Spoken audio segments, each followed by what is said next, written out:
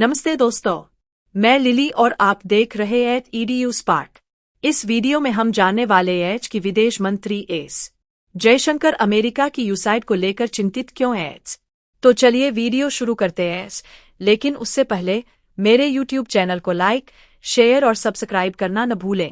विदेश मंत्री एस जयशंकर ने अमेरिका से मिली उस जानकारी पर चिंता जताई है जिसमें कहा गया है कि भारत में चुनावी प्रक्रियाओं को प्रभावित करने के इरादे से लाखों डॉलर भेजे गए। यह मुद्दा तब सुर्खियों में आया जब अमेरिका के पूर्व राष्ट्रपति डोनाल्ड ट्रंप ने आरोप लगाया कि यूसाइड द्वारा भारत में मतदाता टर्नआउट के लिए $21 मिलियन आवंटित किए गए।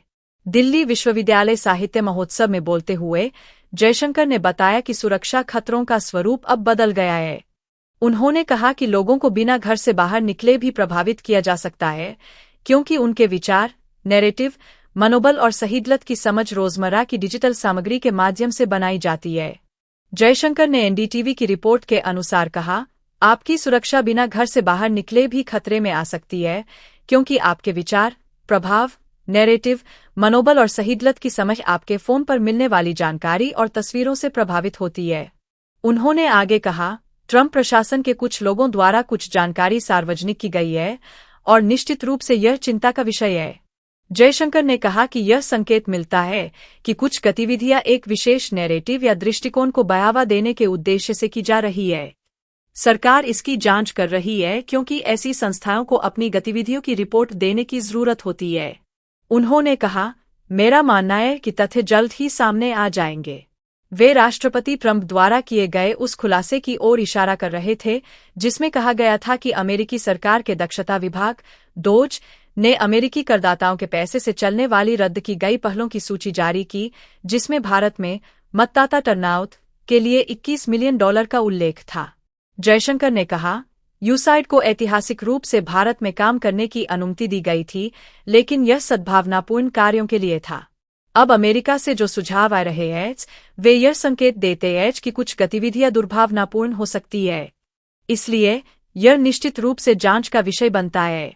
उन्होंने आगे कहा, अगर इसमें कुछ सच्चाई है तो देश को यह जानने का अधिकार है कि इस तरह की दुर्भावनापूर्ण गतिविधियों में कौन लोग शामिल हैं। जयशंकर की यह टिप्पणी भारतीय जनता पार्टी बीजेपी द्वारा भारत में मतदाता टर्नआउट के लिए कथित $21 मिलियन की अमेरिकी फंडिंग की जांच की मांग के बीच आई है। बीजेपी का आरोप है कि इस धनराशि का उपयोग देश में डीप स्टेट एसेट्स को बनाए रखने के लिए किया गया था। गुरुवार को पूर्व राष्ट्रपति ट्रंप ने दोबारा इस $21 मिलियन की अमेरिकी सरकारी फंडिंग पर सवाल उठाया और इसे किकबैक स्कीम बताया।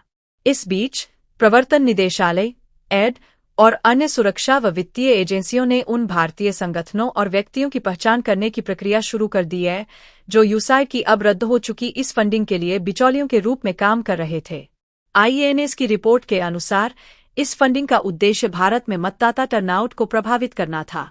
रिपोर्टों के मुताबिक गैरलाभकारी संगठनों, सामाजिक कार्यकर्ताओं, मीडिया कंपनियों और व्यावसायिक संस्थाओं को मनी लॉन्ड्रिंग कानूनों के उल्लंघन और अंतर्राष्ट्रीय साजिश में कथित संलिप्तता के लिए एड की जांच का सामना करना पड़ सकता है। धन्यवाद दोस्तों, आशा करती हूँ कि आपको यह वीडियो पसंद आया होगा। कृपया इसे लाइक, शेयर और सब्सक्राइब करना न भूलें।